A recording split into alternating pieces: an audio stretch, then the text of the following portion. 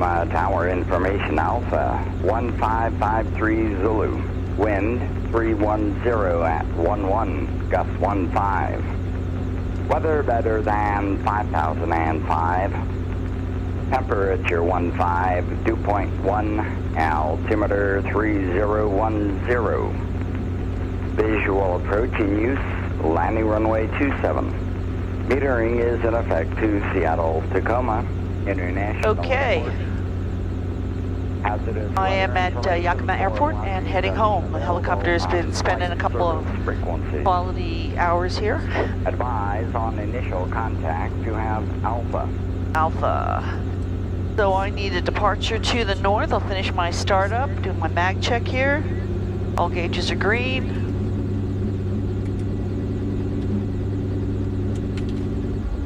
It'll split.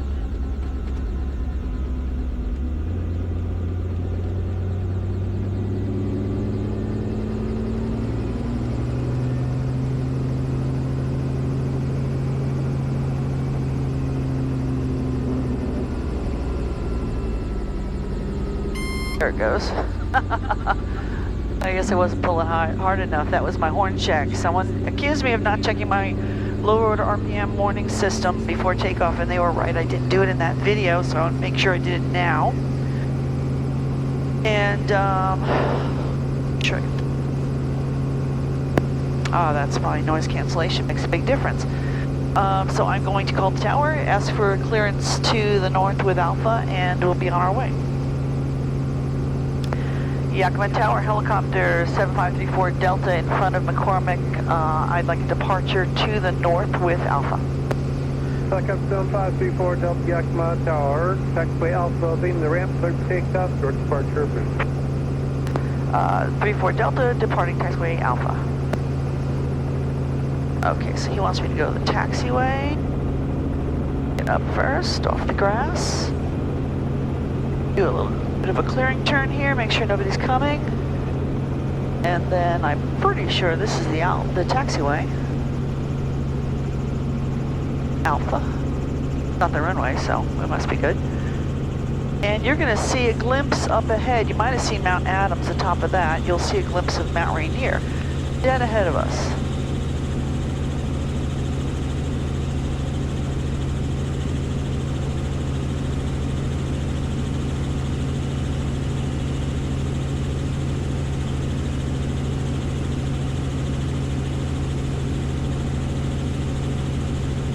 And this is Yakima all around me. Downtown is off to my right. We're not going to go that way. At least that's not the plan. I'm going to go through this little canyon up here. I decided to do a scenic route today, go through the Yakima River Canyon. I haven't done that in a really long time because honestly I don't get down here too often. And usually when I'm down here, it's because I'm on my way someplace else, and I'm usually kind of in a hurry. A little bit less of a hurry today. When I landed in Yakima on Wednesday, the winds were howling. I don't know, I think it was like 21 gusts to 29. And I had been in turbulence for about 45 minutes on a flight that started with poor visibility before that. So I was just interested in getting myself on the ground. And driving home, getting home. So I left it here for 3 nights, rented a car, you know, drove home. And the wind's been howling like every day. Today it's still pretty stiff, but it doesn't feel too bad right here.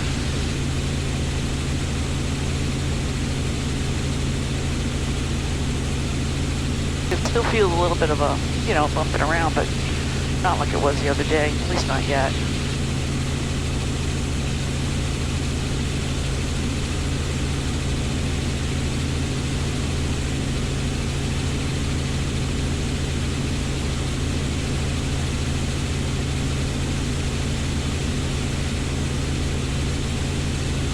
Every time I've gone down the Yakima Canyon, I've actually gone down it, not up it.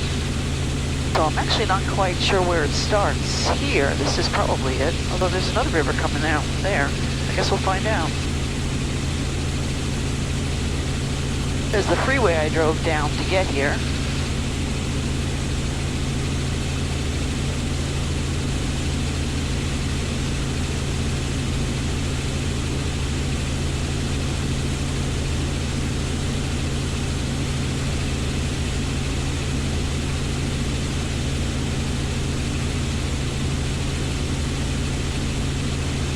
I'm just laughing thinking about what if I was following the wrong waterway and didn't find the canyon, which is possible.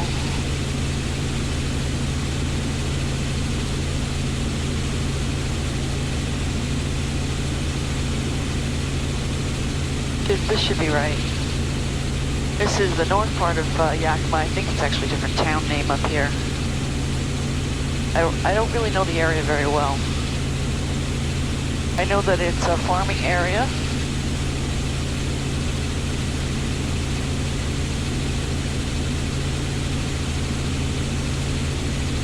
And the area south of here belongs to the Yakima Indian Reservation. Spelled a little bit differently, but it's the same name where the town comes from. I also know that this county has the highest per capita instances of COVID-ID right now, which is near the end of May 2020. Highest per capita in Washington State. And I can imagine that being so because I haven't seen a single person down here wearing a mask. So, share and share alike, I guess. Yeah, this is the canyon right in front of us.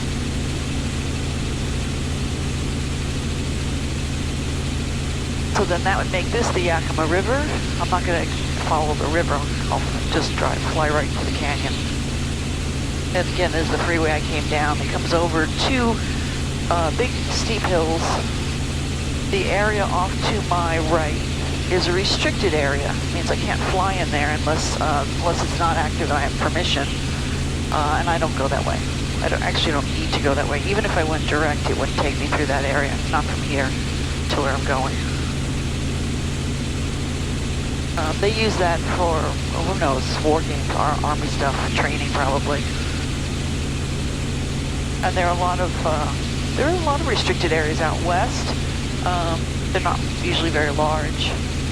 Not a big deal. They're all charted, so it's easy enough to know where they are.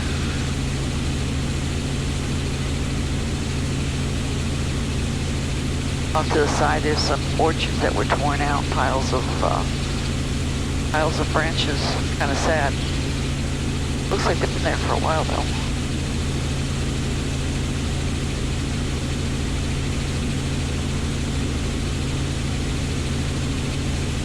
So if you like geology and you've watched my Nick Over the Rocks videos where I'm flying with Nick Zentner, he talks a lot about different geology of Washington State. He's got other videos, not with me, where he talks about the significance of this canyon, the Yakima River Canyon. I haven't had a chance to fly up or down this canyon with Nick. Sorry about that, Nick. So I don't know what he says about it because I also haven't watched the video. Shame on me. I tend to gravitate more towards the videos that are about the area that I live. There's a lot of interesting geology there. And if you want to know about that geology, watch the Nick Over the Rocks videos. I'll put a link to the first one on this video so you can find it easily. Nick is a great guy. He's been doing Nick at home videos right now during the lockdown, the COVID-ID lockdown. And he has been broadcasting from his house live stream every day, 5 days a week. And he's been doing it for at least 4 weeks now. Now, if I knew this canyon better and I knew that there weren't any wires in it, I might fly a little lower. But again, I've only come down this canyon, maybe 2 or 3 times. So I don't know it that well. And I don't take chances. So I'll stay up here. There's the river. There's a little dam over here. I'll try to go right over it so you can see it. And that's to steer water into a canal. You can see the canal straight ahead of us going off into the side of the mountain. Looks like they drilled a tunnel for it. And that's probably bringing irrigation water to all those farms. So it's really more of a diversion dam. There's some wires down there. Does not look like they're generating power down there, which is interesting.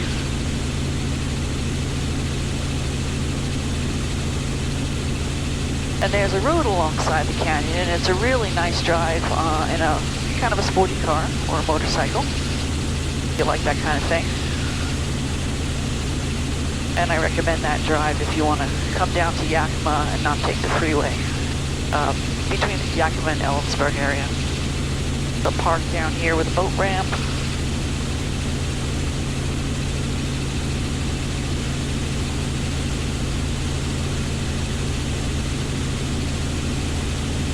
See some orchards off to the right. I did a lot of canyon flying when I lived in Arizona.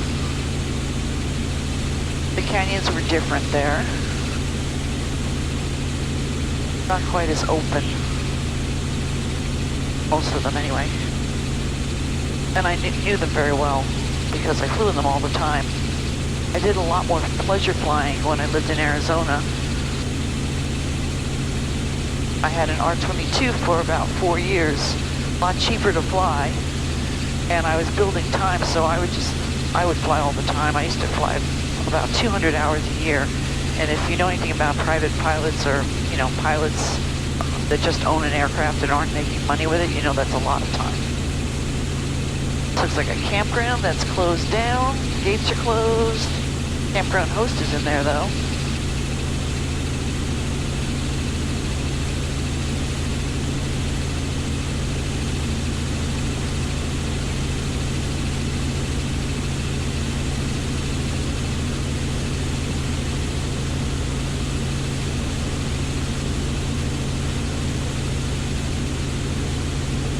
Nice tight turn here.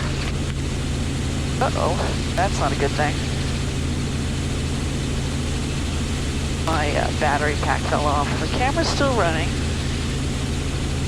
That is my pesky decides to stop on its own camera. That really annoys me a lot. So it's not recording audio, so that's not an emergency. And all it's really recording is me. And it's still recording, I think. So we're still good, and the other camera facing, the nose cam is still plugged in, so we're still good. Not worth picking up. I certainly wouldn't pick it up in this canyon.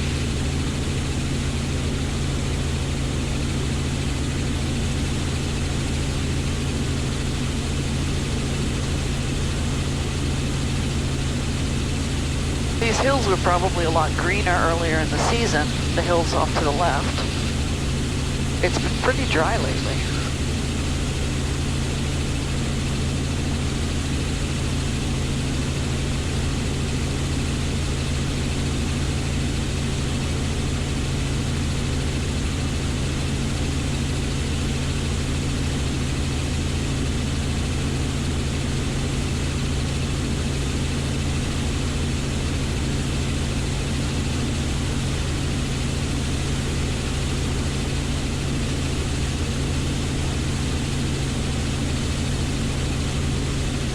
Interesting to see houses down here.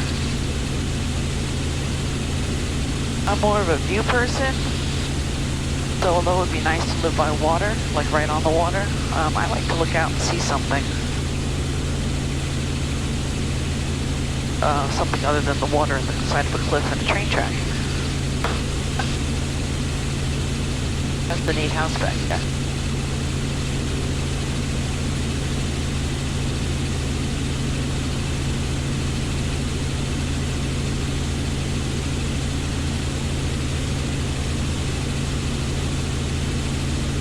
So it looks like the canyon splits off up here. And I'm going to take the right-hand fork because that's the direction I need to go. It's also the way the road goes. That's probably just a tributary creek coming in over there. Ooh, a little bit bumpy.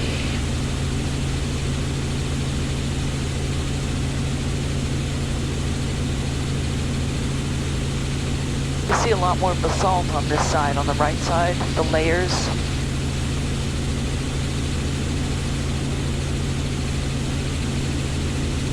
I'm sure there's a reason for that.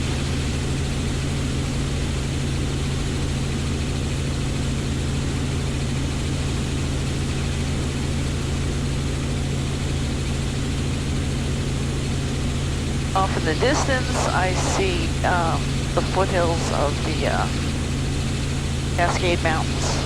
I think it's called Mount Stewart out there, I cannot remember. You'll see it in a minute if you don't see it already.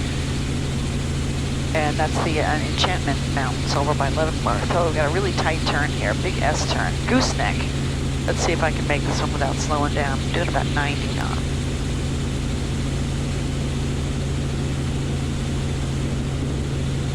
I took the Robinson safety course a couple of times, and the last time I took it, I actually went with my husband, because he needed to take it, and I didn't really need to take it because I'd already taken it several times, but because I had so many hours, they put me in with a super experienced Robinson pilot for the flying part, and he asked me right up front, he goes, is there anything you wanted to know about flying Robinsons? Is there anything any questions I can answer?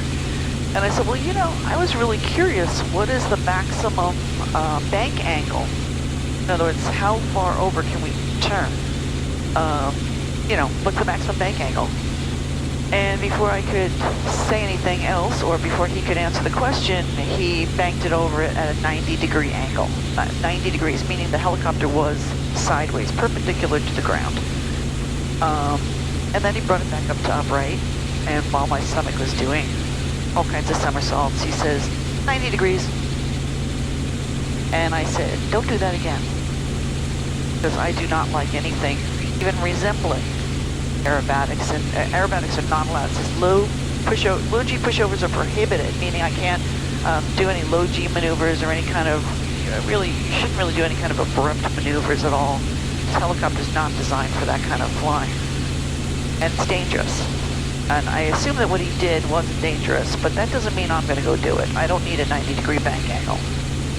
So the most I ever get is maybe 45 degrees. I've probably been more in the past, but it's not something that I do, and I certainly don't do it with passengers on board who could possibly get sick.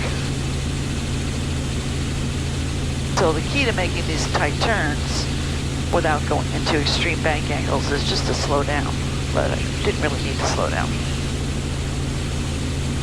And I'm not following this perfectly anyway.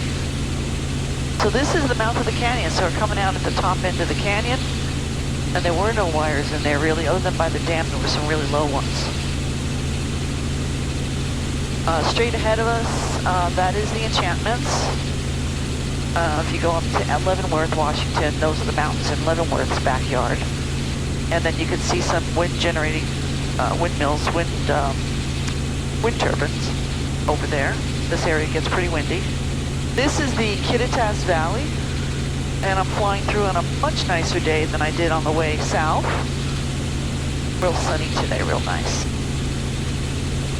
So I think I'm going to end this video here. I'm trying to keep the videos short so nobody gets bored. And in the next video, we'll do the rest of the trip home, and that's going to include going through this valley, which is looking very green and lush today, and going down the side of the mountain past some other wind-generating machines, and then going up the Columbia River from Vantage all the way up to Wenatchee and my landing zone. So I'm going to cut this one off here, and I hope you tune in to the next one. Thanks for watching. Bye.